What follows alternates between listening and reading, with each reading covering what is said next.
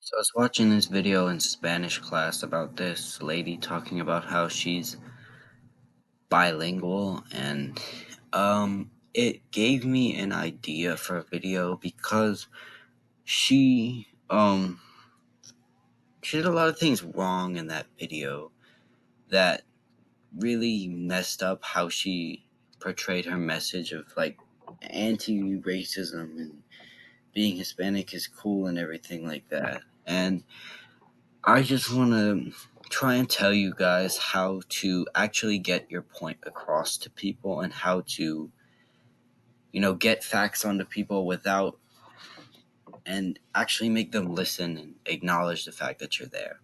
So we're going to start off with the big one I noticed while watching that video, which was don't insult people.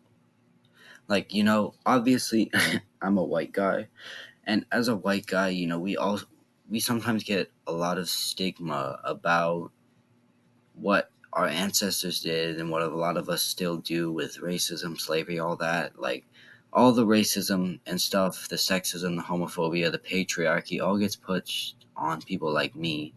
And, you know, sure, we did do those things. There are people that do those things. But when you make like generalizations and assumptions that involve someone or directly say something to someone, like in the video I was watching, she says like, you can't handle my Spanish, you should be scared of me, you are racist, you people have been trying to put me down, referring to white people and stuff like that. And one thing that happened was I immediately shut my brain off to everything she was saying as soon as she started insulting me, because one, it shows low intelligence, because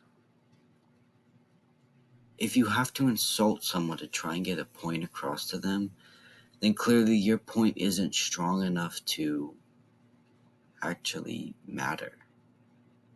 Because, this happens with woke people too. They always have something to throw at us, but they never have anything to back it up.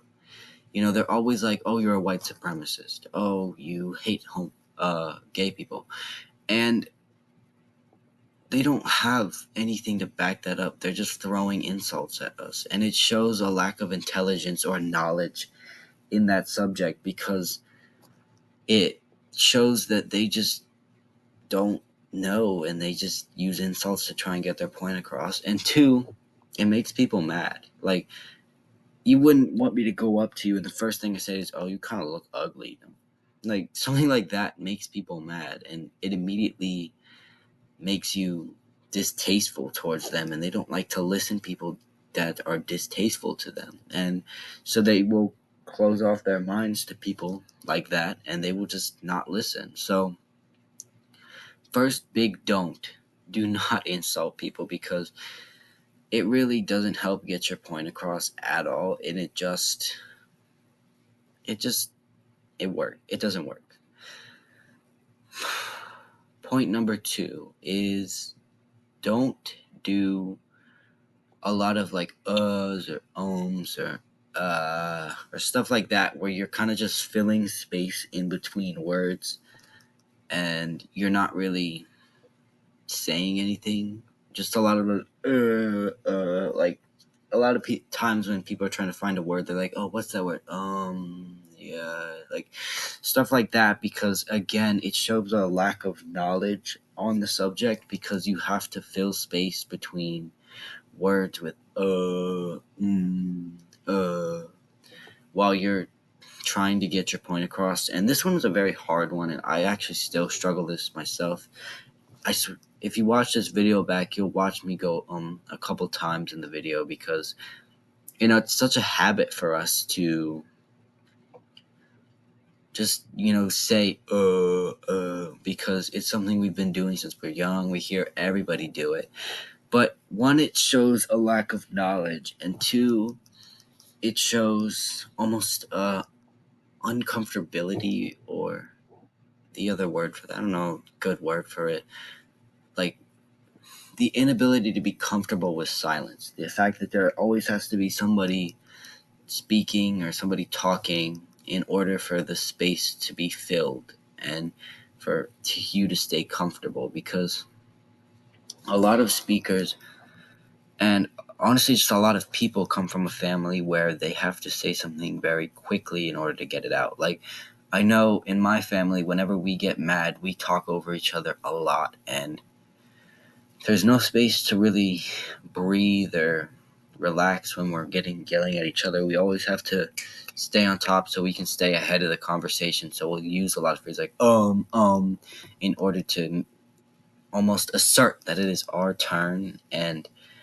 not for them not to speak. And that doesn't really work when you're trying to get a point across, because if you're trying to teach somebody something else, it means that they must have respect for you, and if they have respect for you, you will be able to take pauses between your sentences in order to breathe or do something like that, where they won't interrupt you and they understand that you are just simply either gathering your thoughts or just taking a moment to breathe or something like that. Because what I found with a lot of people is when they talk, and I do this too, when we talk, we go into a mode where we try to talk very fast, and it ends up being like where we have very short breaths in order to keep talking. Like, we'll go, and then we'll keep talking because we just want to keep talking. And this happens a lot. We end up going like that all the time. And one, it just sounds kind of weird. And two, it's not really great to do because we know mouth breathing isn't good, and we know deep breathing is very important. And when you do both of those things wrong, it's not really help, especially when, humans are social creatures, so we end up talking a lot. And if we mouth breathe every time we talk, it's kind of ruin our facial posture. So that's another one. Point three is to have evidence and facts, because again, with this girl, all she was doing is saying, white people suck and white people suck. She had no real evidence behind it, no real facts other than we've hurt her. We did this. There was no specific examples. It was just, oh yeah, you did this, you did that, but nothing really specific. And that's another thing that really, if you're trying to get a point across, you need some specific evidence. Like, we watched this other video in my Spanish class about this man named Greg, who was an indigenous person to the Americas, and he was talking about how Indians are erased from history. And he provided us with a point that um, when Christopher Columbus got to America, he thought that those people were Indians. So, we called them Indians. And when he got to America, we know Christopher Columbus, but we don't know the people he met. And that immediately shows that, they don't matter and that they're kind of being erased from history a little bit. And that made sense to me. It was something where he gave me a very, very specific example of why history has erased the meaning behind Native Americans.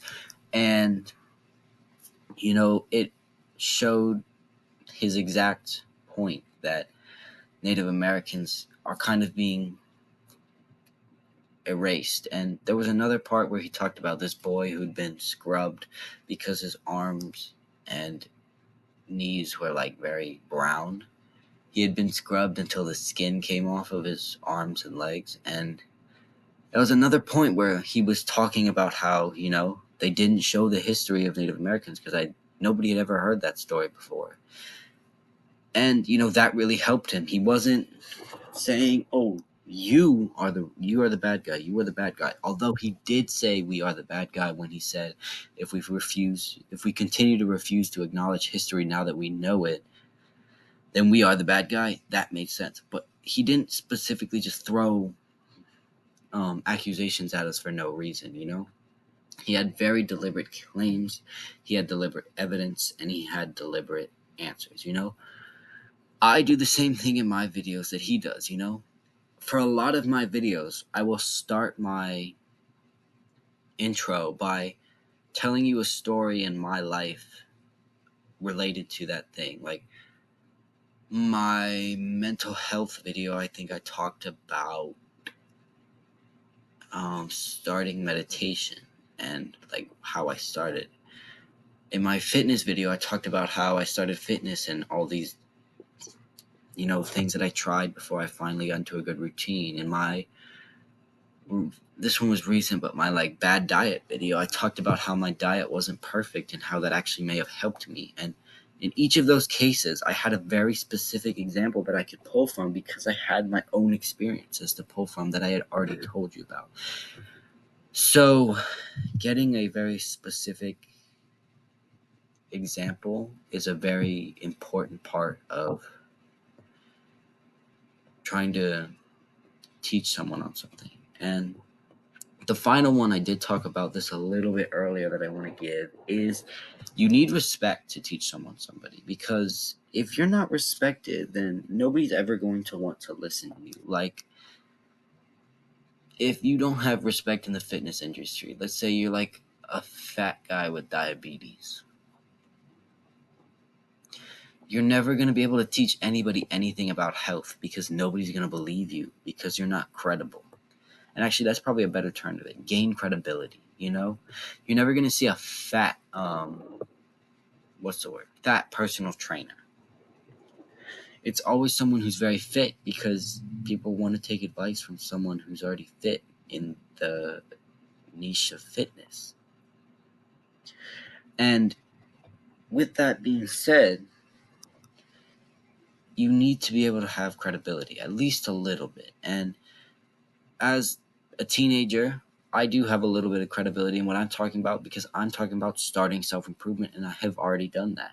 I'm through the starting phase of self-improvement, so I do have a little bit of credibility in what I'm talking about, which is why I made this channel. But if I were to go and talk about astrophysics on this channel, nobody would take me seriously because I am a high school kid.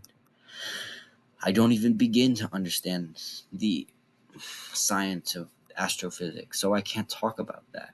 But just gaining a little bit of credibility will go a long way because people will be more likely to believe what you're saying. If I gave my friend fitness tips, he would probably listen to me because I am a very fit man. But if I gave my friend tips on what black people are like, he probably wouldn't listen to me because I am the wrong race for that. You see how my credibility goes down based on what I talk about? That would be what you guys are doing. If you're a normal person, you don't have a lot of credibility in subjects because you're kind of just a normal person. You don't know much more than everybody else around you because they're all normal people too.